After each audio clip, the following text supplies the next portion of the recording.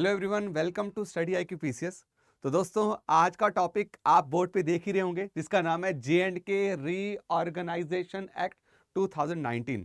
जो अगर मैं बात करूं तो one of the major events में इसको गिना गया है और आने वाले टाइम पे भी कई सालों तक, जब तक क्या कहते हैं इंडिया एग्जिस्ट कर रहा है, इस टॉपिक की डिस्कशन चलती रहेगी। तो आज हम इस टॉपिक के इंपॉर्टेंट प्रोविजंस के बारे में जानेंगे कि आखिरकार ये एक्ट कहता क्या है और इस एक्ट को क्यों लाने की कोशिश करेगी, और इस एक्ट के लाने के बाद J&K में हमें क्या क्या बदलाव देखने को मिले, राइट। क्योंकि इस एक्ट ने रीऑर्गेनाइज किसको किया है? J&K स्टेट को किया है। दोस्तों, आपको मैं बता दूं, 2019 से पहले आज जो यूनियन टेरिटरी ऑफ J&K है वो होती थी भाई आपका स्टेट ऑफ J&K। वो J&K स्टेट होता था, जिसमें लद्दाख यूनियन टेरिटरी भी उसका हिस्सा था। आज उस स्टेट को हम दो हिस्सों में बटा हुआ देखते हैं। एक है union territory of Jammu and Kashmir and union territory of Ladakh. ये जो बाइफर्केशन हुई है किसकी? आपकी फॉर्मर स्टेट की into two union territories. It is done by which act? That is the J&K reorganisation act 2019। दोस्तों, इस एक्ट के इंपॉर्टेंट प्रोविजंस पढ़ने से पहले और इस एक्ट के रिलेटेड आपकी पीएससी में क्या क्या क्वेश्चंस पूछे जा सकते हैं, ठीक है, मैं उन पे ज्यादा फोकस करूंगा, क्योंकि ये एक्ट बहुत ज्यादा लेंथी है, राइट। इतने लेंथी एक्ट को हमने उसमें से इंपॉर्टेंट प्रोविजंस निकाल के ही आपको बताने कि आपको इसी पर्टिकुलर सेक्शन को या पर्टिकुलर पार्ट को पढ़ना है, जहां से आपके स्टेट पीएससी में क्वेश्चंस पूछे जा सकते हैं दोस्तों। लेकिन इस एक्ट को पढ़ने से पहले हमें पता होना चाहिए कि रीऑर्गेनाइजेशन, अगर J&K को रीऑर्गेनाइज किया है, कैसे रीऑर्गेनाइज किया है? जो फॉर्मर स्टेट थी, राइट, मतलब फॉर्मर J&K स्टेट थी, उसको तोड़ दिया, किसमें? बाइफरकेट कर दिया। क्या कर दिया? बाइफरकेशन बोलते हैं इसको, तोड़ना, राइट। उसको तोड़ के क्या बना दिया? दो यूनियन टेरिटरी बना दी। एक यूनियन टेरिटरी ऑफ J&K, जिसको स्टेट लेजिस्लेटिव असेंबली भी दी गई। क्या दी गई? स्टेट लेजिस्लेटिव असेंबली दी गई। और दूसरा क्या है दोस्तों? आपका union territory of Ladakh. What it is? It is union territory of Ladakh, जिसमें आपको लेजिस्लेटिव असेंबली नहीं देखने को मिलती है। This union territory of Ladakh is without legislative assembly. इस यूनियन टेरिटरी ऑफ J&K में क्या? लेजिस्लेटिव असेंबली, मतलब यहां पे सीएम होगा, राइट। लेकिन आपकी यूटी ऑफ लद्दाख में सीएम नहीं हो सकता।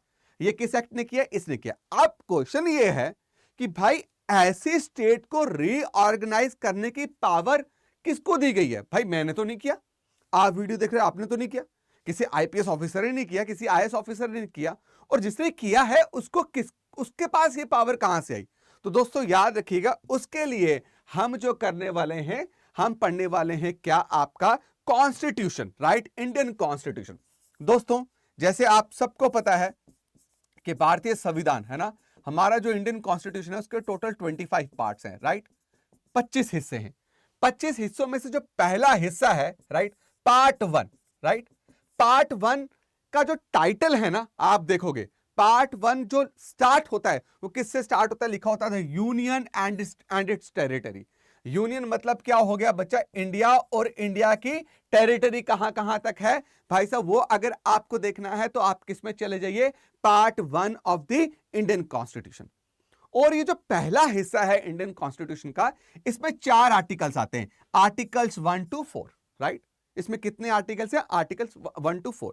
तो याद रखिएगा, अगर कोई आपको यह बात पूछे कि जो स्टेट रीऑर्गेनाइजेशन हमें अगर करनी है, तो कॉन्स्टिट्यूशन ने इसका प्रावधान या इसके रिलेटेड जो भी क्या कहते हैं आपको स्टेप्स लेने हैं, वो किस पार्ट में बताएं? तो पार्ट 1 में बताएं।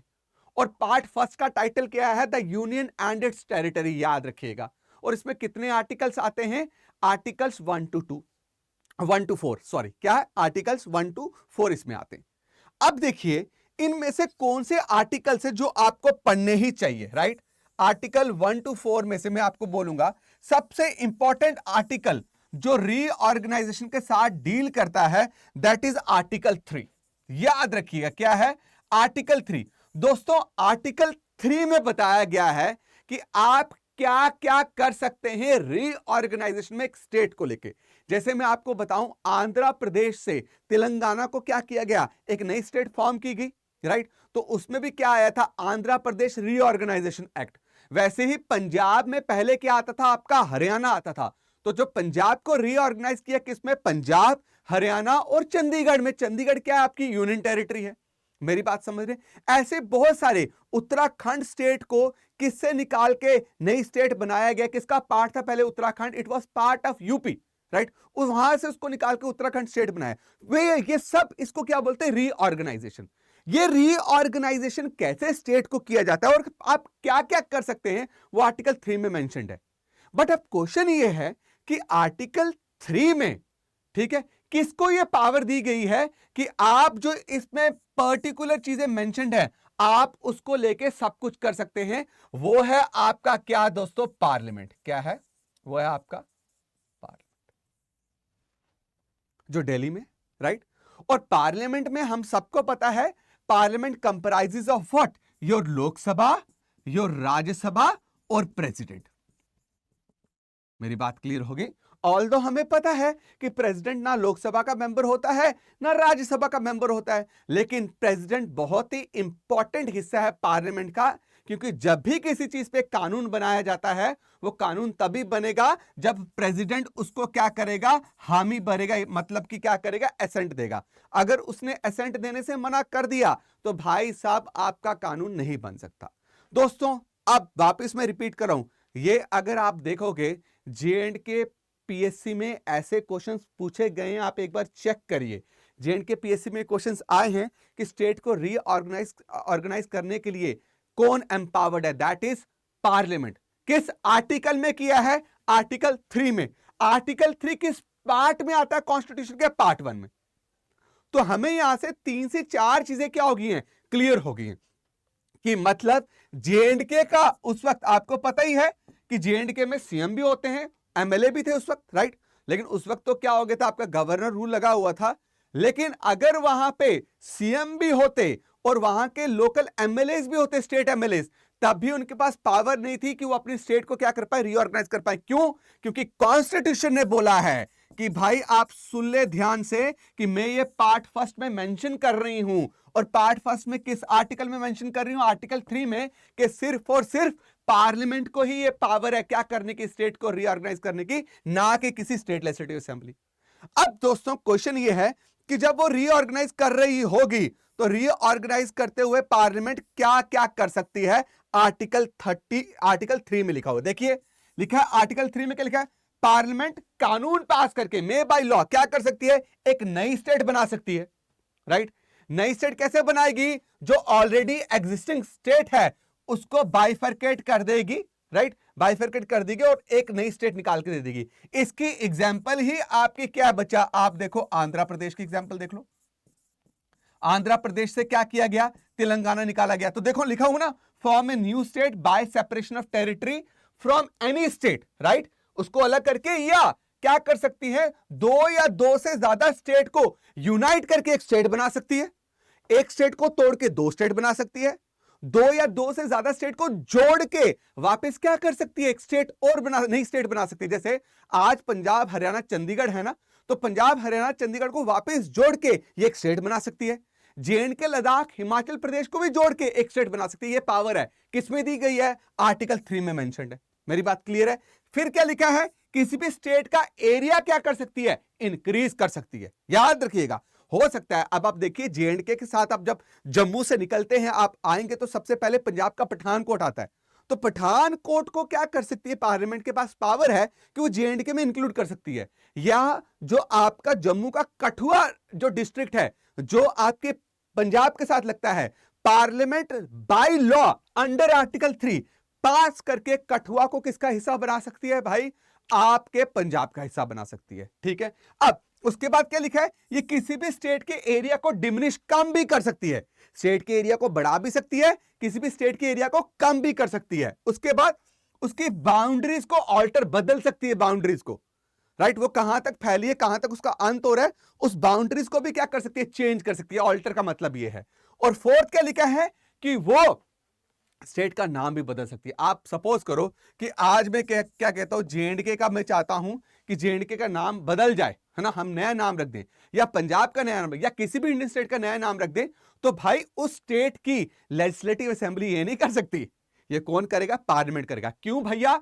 कॉन्स्टिट्यूशन ने बोला है। Constitution is supreme law of the country. भाई सब कुछ कॉन्स्टिट्यूशन पे चल रहा है। Are you getting my point? समझ गए? यहां पे डन, क्लियर है। अब देखिए क्वेश्चन यहां पे बहुत बेहतरीन है कि जब भी आपको किसी स्टेट को रीऑर्गेनाइज करना है तो आपको बिल लाना पड़ेगा।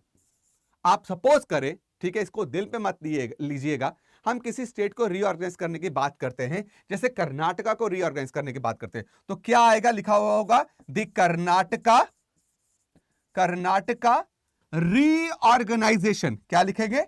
द कर्नाटका रीऑर्गेनाइजेशन बिल 2023 ऐसे लिखा होगा, क्योंकि साल। अब इस बिल को इंट्रोड्यूस किया जाएगा। अब देखो कितने हाउस है पार्लियामेंट में? 2। एक हाउस का नाम है लोकसभा, एक का नाम है राज्यसभा। बच्चा लोकसभा को और क्या बोलते हैं? हाउस ऑफ द पीपल भी बोलते हैं। क्या बोलते हैं? हाउस ऑफ द पीपल भी बोलते हैं, राइट। राज्यसभा को क्या बोलते हैं बच्चा? काउंसिल ऑफ स्टेट्स बोलते हैं। क्या बोलते हैं? काउंसिल ऑफ स्टेट्स बोलते हैं, इजंट इट? है ना। अब देखिए दोनों हाउस के पास पावर है। किसी भी हाउस में इस बिल को क्या किया जा सकता है? इंट्रोड्यूस किया जा सकता है। मेरी बात क्लियर है? लेकिन किसी भी हाउस में इंट्रोड्यूस करने से पहले आर्टिकल 3 ये बोल रहा है कि आपको प्रेसिडेंट से पहले पूछना है।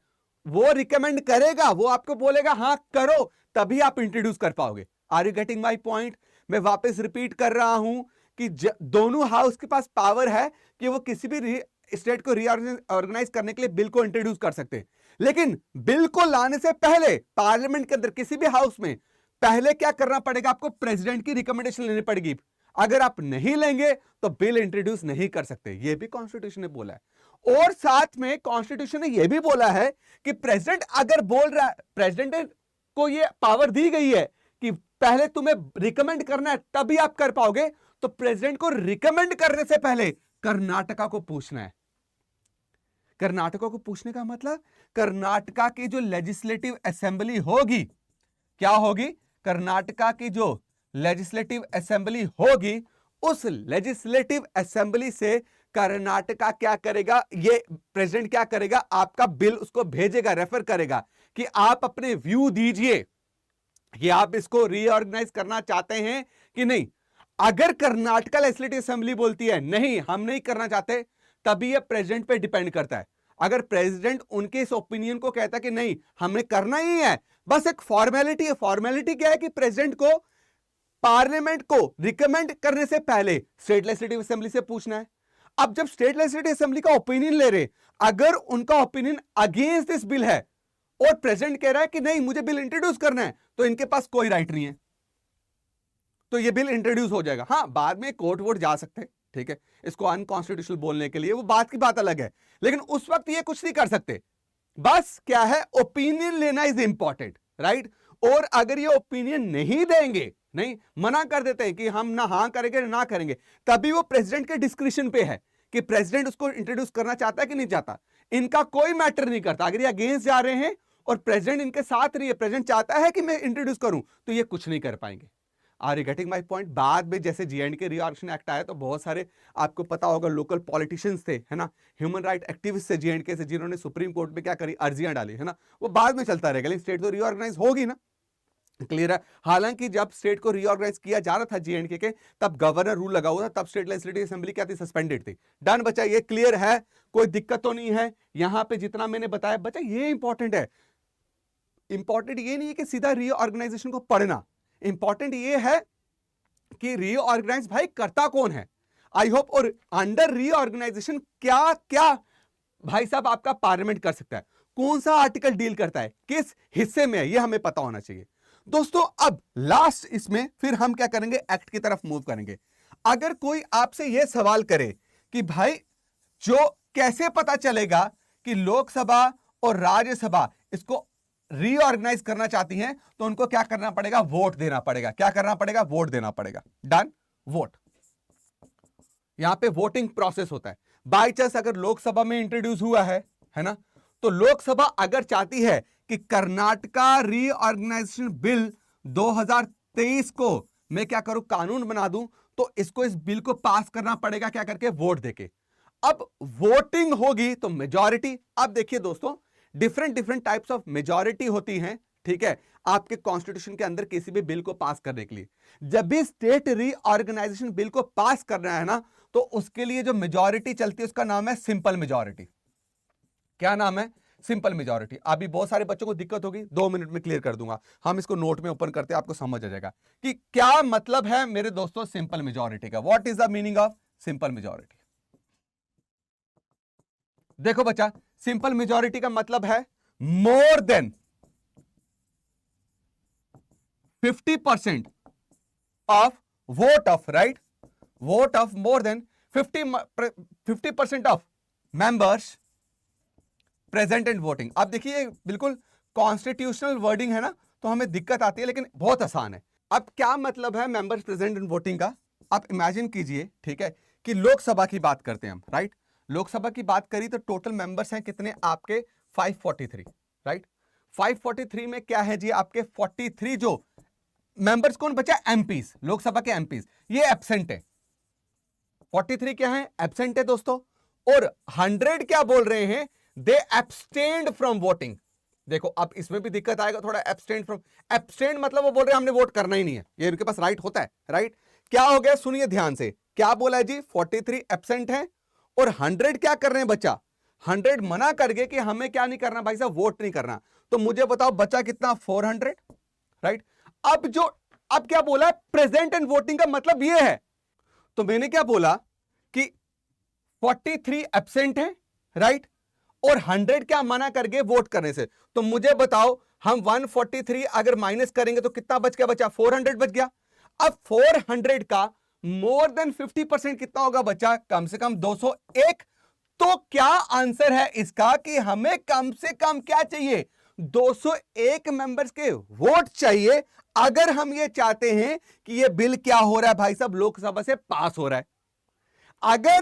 अगर लोकसभा ने इसको मोर देन 50% वोट देके पास कर दिया, जितने मेंबर्स प्रेजेंट थे जो वोट करना चाहते थे, माना जाएगा लोकसभा ने मान लिया कि पास है, फिर वो जाएगा दूसरे हाउस में, राज्यसभा। किसमें जाएगा? राज्यसभा। राज्यसभा को भी सेम करना है। राज्यसभा को क्या करना है? सेम करना है। उनको भी जितने मेंबर्स प्रेजेंट हैं उनका मोर देन 50% उठाना है। और अगर ये मोर देन 50% ने वोट कर दिया, माना जाएगा ये राज्यसभा में पास हो गया। अभी ये स्टेट रीऑर्गेनाइज नहीं हुई है। अब ये जो बिल दोनों हाउस से जो पास हो गया, ये फाइनली किसके पास जाएगा? प्रेसिडेंट के पास जाएगा दोस्तों। और प्रेसिडेंट ने अगर इसको असेंट दे दी, राइट, तो ये बिल क्या बन जाएगा दोस्तों? आपका एक्ट बन जाएगा। क्या बन जाएगा? एक्ट।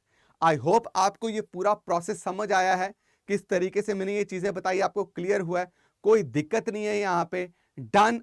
अब दोस्तों हम चलेंगे किसमें? मुद्दे की बात करेंगे, किसके? J&K रीऑर्गेनाइजेशन एक्ट की बात करेंगे दोस्तों देखिए, ये टोटल जो पेजेस है ना, ये मैंने सीधा पार्लियामेंट्री बेयर एक्ट उठाया हुआ है, राइट। और इसके जो पेजेस हैं टोटल 61 है, आप यहां देख रहे होंगे।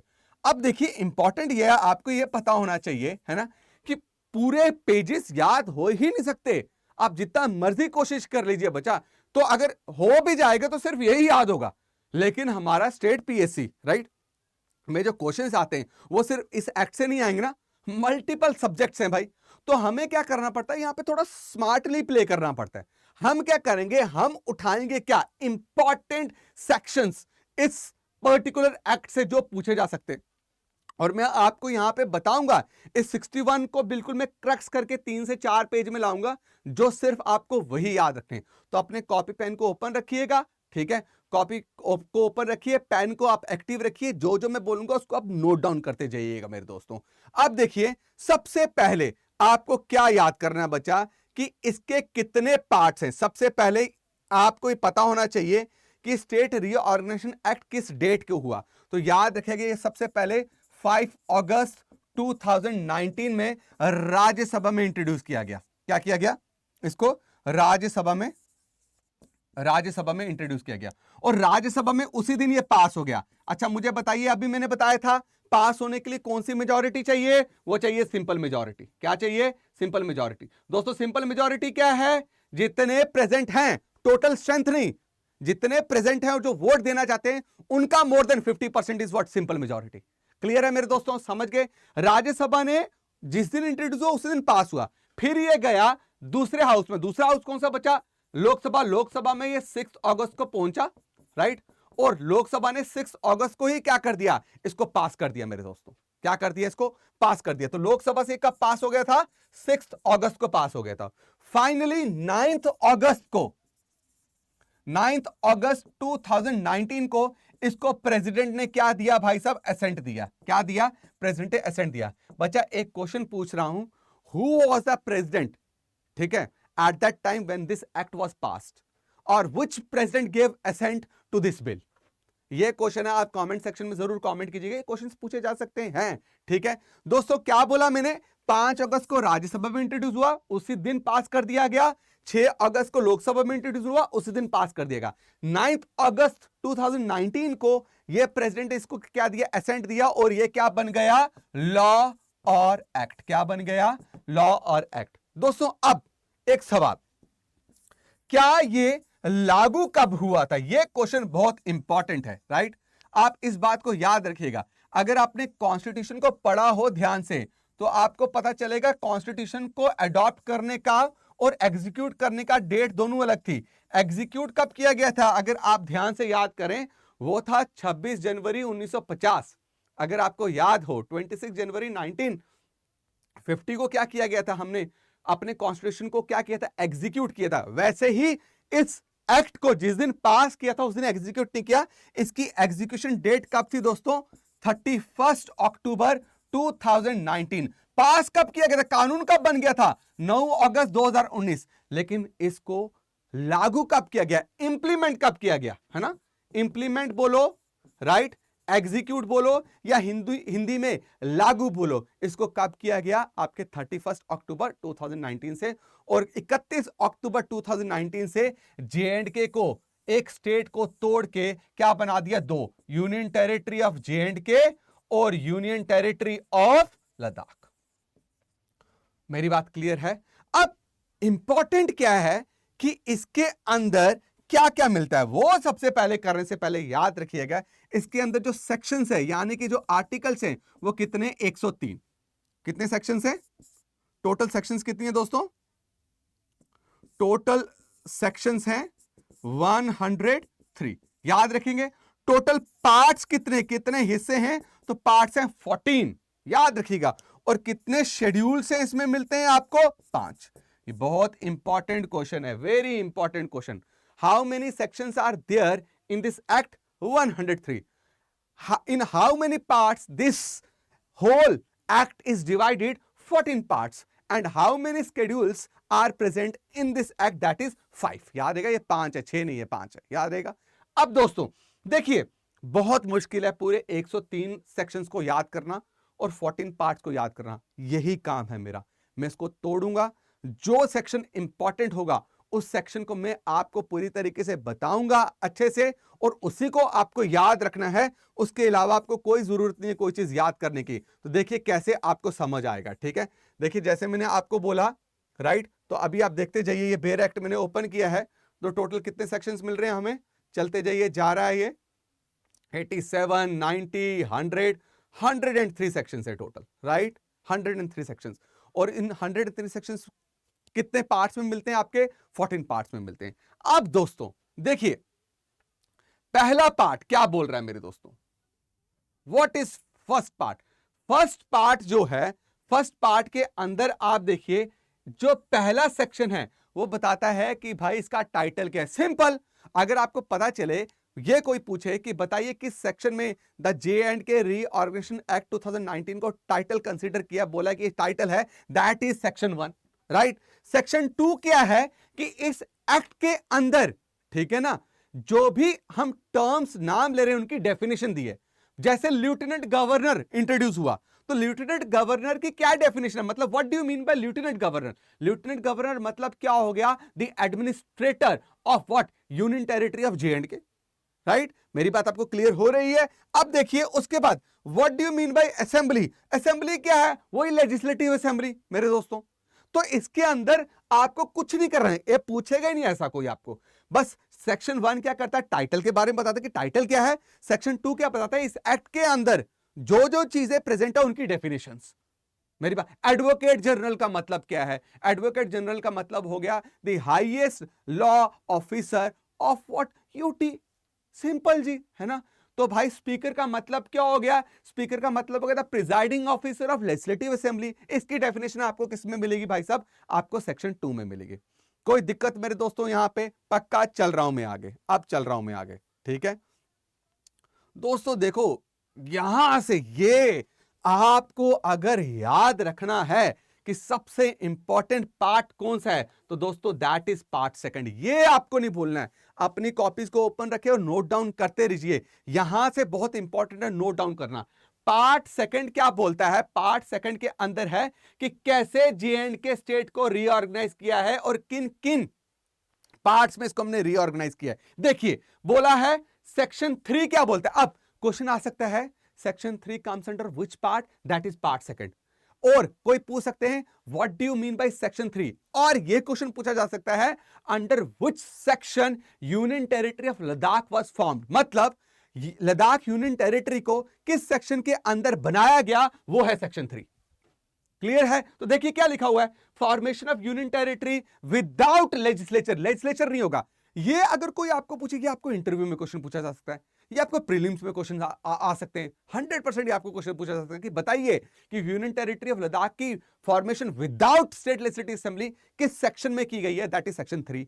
और बोला है इसके अंदर सिर्फ और सिर्फ क्या होंगी? 2 डिस्ट्रिक्ट्स होंगी, कारगिल एंड लेह डिस्ट्रिक्ट्स, जिसको कहां से निकाल के इसका पार्ट बनाया जाएगा?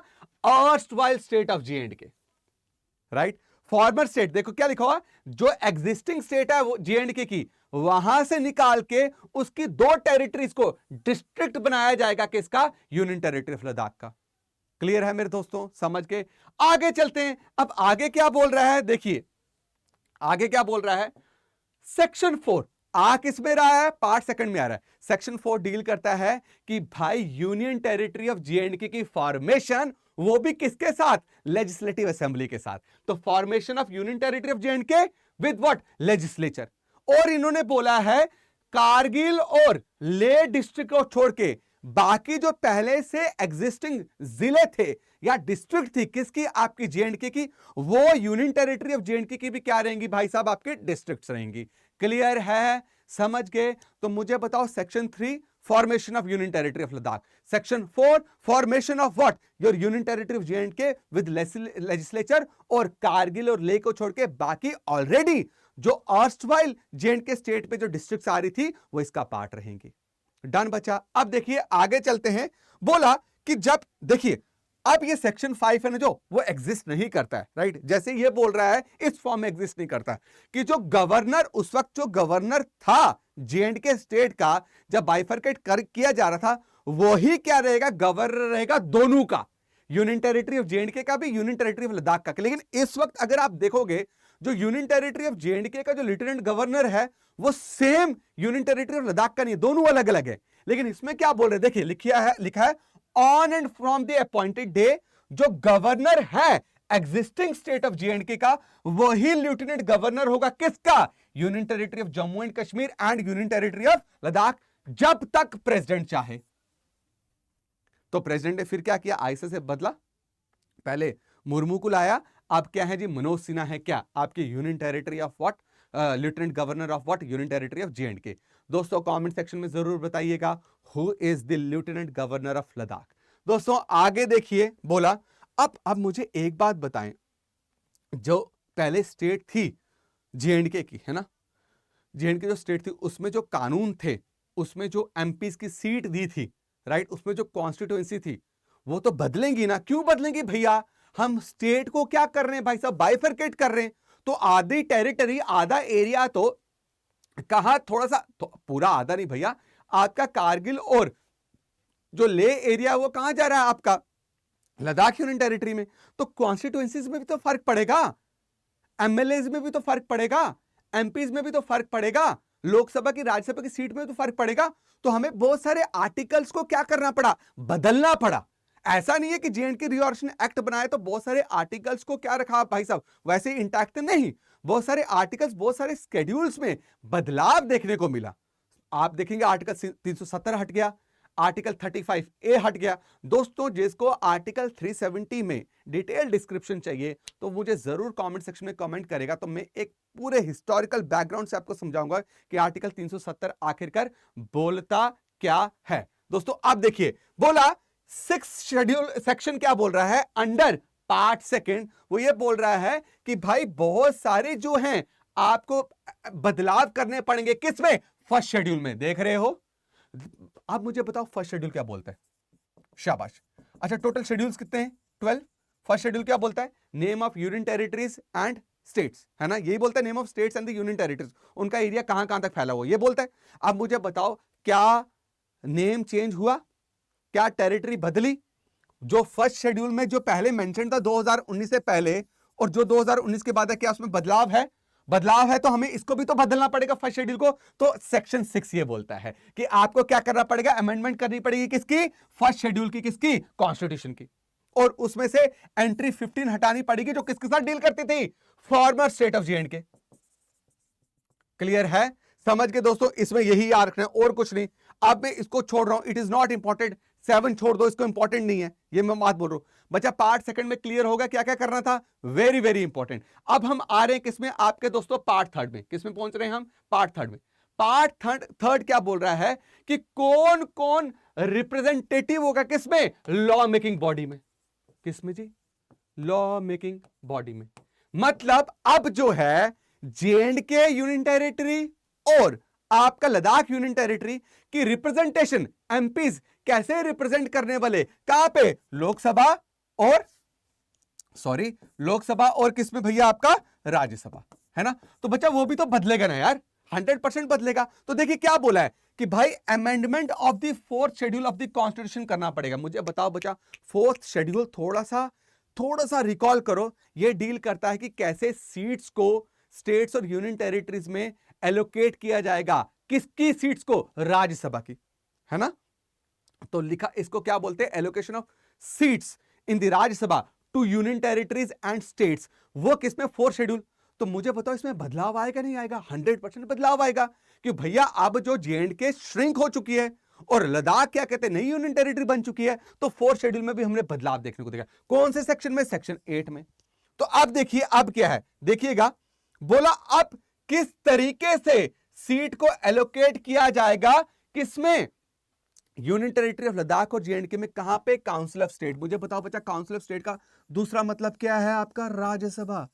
अब बच्चा ये क्वेश्चन पूछा जा सकता है कि बताइए कौन सा सेक्शन या कौन सा पार्ट में भाई साहब बताया गया है कि सीट्स जो हैं राज्यसभा में क्या क्या एलोकेट हुई है आपकी जे-एंड-के को और क्या क्या एलोकेट हुई है आपके लद्दाख को। तो वो सेक्शन कौन सा है? सेक्शन 9। याद रहेगा बच्चा। तो देखिए क्या लिखा है, ऑन एंड फ्रॉम दी, इसको छोड़ दीजिए, मैं आपको बिल्कुल क्रक्स करके बताता हूं। बोला है जो अब 2019 से पहले जो जे-एंड-के स्टेट थी ना, उसके कितने मेंबर्स रिप्रेजेंट करते थे या एमपी बनते थे राज्यसभा में? 4। तो इन्होंने क्या बोला? सेक्शन 9 बोल रहा है कि अब लद्दाख यूनियन टेरिटरी में राज्यसभा की कोई रिप्रेजेंटेशन नहीं होगी और जो पूरे की पूरी जो 4 सीट्स हैं जो पहले फॉर्मर जे-एंड-के स्टेट को थी, वही सीट्स क्या कहते हैं? 4 सीट्स ही यूनियन टेरिटरी ऑफ जे-एंड-के को दी जाएंगी। मतलब लद्दाख के पास कोई रिप्रेजेंटेशन नहीं है राज्यसभा में। मुझे जरा बच्चा कमेंट सेक्शन में जरूर बताइएगा और कौन सी यूनियन टेरिटरीज हैं जिनका कोई भी एमपी नहीं है या रिप्रेजेंटेशन नहीं है, कहां पे? आपके राज्यसभा में। जरा बताइएगा, ठीक है। तो याद रखिएगा, लद्दाख यूनियन टेरिटरी का राज्यसभा में कोई रिप्रेजेंटेशन नहीं है, ठीक है। पूरी की पूरी 4 सीट्स जो पहले जे-एंड-के स्टेट में थी, अब किसको दे दिए? जे-एंड-के यूनियन टेरिटरी को, अंडर सेक्शन 9। पार्ट कौन सा है बच्चा? 3rd। क्लियर हो गया? समझ के। अब बोला कि किस तरीके से representation house of the people में होगी। बच्चा हाउस ऑफ द पीपल क्या हो गया? Lok Sabha. What is house of the people? Lok Sabha. क्या है? सेक्शन 10। सेक्शन 10 क्या बोल रहा है बच्चा? सेक्शन 10 ये बोल रहा है कि अब जो सीट्स हैं लोकसभा में, उसमें से पहले सीट थी जे-एंड-के को कितनी? इसको रब करता हूं बच्चा, जे-एंड-के को सीट थी टोटल 6। कहां पे? लोकसभा में। अब जे-एंड-के बट गया किस में? आपका यूटी ऑफ जे-एंड-के डन और यूटी ऑफ लद्दाख। अब देखो ये जो 6 सीट्स हैं, इसमें से 5 सीट किसको दी है? आपकी जे-एंड-के को दिया और 1 सीट किसको दी है? आपकी लद्दाख को। याद रखिएगा, लद्दाख में से कितने एमपीज हैं? आपके भैया लोकसभा एमपीज नहीं, एक ही है, एक एमपी, राइट। और जेएंडके से कितने एमपीज हैं लोकसभा में? 5। क्या राज्यसभा में कोई एमपी है लद्दाख का? नो। क्या राज्यसभा में जेएंडके एमपी हैं? हाँ, जो पहले थे। कितने? 4, अभी भी 4। डन, क्लियर, कोई दिक्कत की बात तो नहीं है, समझ गए। अब राज्यसभा में क्या मेंबर्स होंगे? सेक्शन 9। लोकसभा में क्या मेंबर्स होंगे? कितने होंगे दोनों यूटीज में? सेक्शन 10। कोई दिक्कत? अब मुझे एक बात बताओ बच्चा, डीलिमिटेशन एक्ट, आपको पता ही है कॉन्स्टिट्यूएंसीज बनाने के लिए डीलिमिटेशन कमीशंस बनाई जाती हैं, जो कॉन्स्टिट्यूशन क्या करेगी, with particular time gap constituencies बनाने की कोशिश करेंगे, है ना, ये बोला गया है। अब एक सिंपल क्वेश्चन है कि भाई अगर स्टेट का एरिया टेरिटरी क्या हो रहा है? बट रहा है, तो कॉन्स्टिट्यूएंसी भी क्या होगी भाई साहब? चेंज होंगी ना। तो वो किस में डील करता है? सेक्शन 11। बस यही याद रखो, डीलिमिटेशन ऑफ पार्लियामेंट्री कॉन्स्टिट्यूएंसीज। मेरी बात क्लियर है? समझ गए? अब दोस्तों, इसी सेक्शन 11 के सेकंड क्लॉज में बोला है कि इलेक्शन कमीशन क्या कराएगा? कंडक्ट करवाएगा इलेक्शंस। किसके? हाउस ऑफ द पीपल और काउंसिल ऑफ स्टेट्स के। ठीक है दोस्तों, क्लियर है? नेक्स्ट चल रहे हैं बच्चा, provisions as to sitting members, right, है ना। तो प्रोविजंस कुछ इसको भी आप भूल सकते हैं, इसको जरूरत नहीं है, इसको छोड़ देंगे हम। अब आ रहा है बच्चा section 13, very very important. Section 13 is very very important. क्या बोल रहे हैं? Applicability of article 239 capital A of constitution. बच्चा याद रखिएगा, पुदुचेरी यूनियन टेरिटरी को चलाने के लिए कॉन्स्टिट्यूशन में जो article, that is article 239 capital A, इस एक्ट में, जेएंडके रिओशन एक्ट में यह बोला है कि आर्टिकल 239 ए में जो प्रोविजंस हैं, राइट, जो तरीके हैं यूनियन टेरिटरी पुदुचेरी को चलाने के लिए, सेम प्रोविजंस को कहां फॉलो किया जाएगा? Union territory of what? Your J&K. कहां फॉलो किया जाएगा? Union territory of J&K. और देखो, union territory of J&K, Ladakh नहीं बोला, यह बहुत इंपॉर्टेंट है, याद रखिएगा, इसको आपने बहुत तरीके से देखना है। अब क्वेश्चन आ सकता है, हर एक यूनियन टेरिटरी को चलाने के जो प्रोविजंस है अलग है। यूनियन टेरिटरी पुदुचेरी को चलाने के जो provision, that is article 239 capital A, same उन्हीं प्रोविजंस को क्या किया जाएगा? एप्लीकेबल किया जाएगा। बट किस सेक्शन ने यह बोला है? That is section 13। कौन से पार्ट में आ रहा है? पार्ट 3 में। मेरी बात क्लियर है? समझ गए? कोई टेंशन तो नहीं है। अब देखिए सेक्शन 14 क्या है? बोलता है legislative assembly of union territory of J&K क्या होगी, उसकी कॉम्पोजिशन क्या होगी। तो बोला है कि एक एडमिनिस्ट्रेटर अंडर आर्टिकल 239 ए आपको अपॉइंट करना है। 239 ए नहीं, 239, याद रखिएगा। अंडर आर्टिकल 239 आपको एक एडमिनिस्ट्रेटर अपॉइंट करना है, जिसका टाइटल क्या होगा? Lieutenant governor. मतलब मनोज सिन्हा अभी जो यूनियन टेरिटरी ऑफ जेएंडके के क्या है? लेफ्टिनेंट गवर्नर हैं। वो किस आर्टिकल के अंडर क्या हुए हैं भाई साहब? एडमिनिस्ट्रेटर बने हैं, दैट इज आर्टिकल 239। याद रहेगा किस सेक्शन में बताया गया है? सेक्शन 14 में बताया गया है। दोस्तों, आज हम इस पार्ट को इतना ही रखेंगे, नेक्स्ट पार्ट को हम कल कंटिन्यू करेंगे। आपको अभी भी कोई क्वेश्चन या कोई कंफ्यूजन, कोई सवाल आ रहा हो इस एक्ट के रिलेटेड, तो जरूर मुझे कमेंट सेक्शन में कमेंट करके बताइएगा। और आपको ये वीडियो कैसे लगी वो भी बताइएगा। इससे हमें बहुत ज्यादा क्या मिलती है? खुशी मिलती है और कॉन्फिडेंस मिलता है कि हमारे बच्चे जो है हमारे साथ कनेक्टेड है। दोस्तों, ठीक है, मंथ एंड सेल चल रही है, तो आज लास्ट डेट है उसकी। जितने भी स्टेट पीएससी के एग्जामिनेशंस हो रहे हैं दोस्तों, आप उसको क्या कर सकते हैं, उसमें हैवी डिस्काउंट अवेल करने के लिए आपको स्टडी IQ की वेबसाइट में जाना है। वहां पे स्टेट पीएससी के सेक्शंस को ओपन करेंगे तो आप वहां से कोर्स खरीद सकते हैं, जिसकी हैवी डिस्काउंट के लिए जो डेट है वो आज लास्ट डेट है। और ये जो कोर्स, जो फाउंडेशन कोर्स स्टार्ट हो रहा है वो 3 दिसंबर से स्टार्ट हो रहा है। Thank you for watching my video. इसकी सेकेंड वीडियो देखने के लिए हमारे साथ जुड़े रहें। Thank you so much.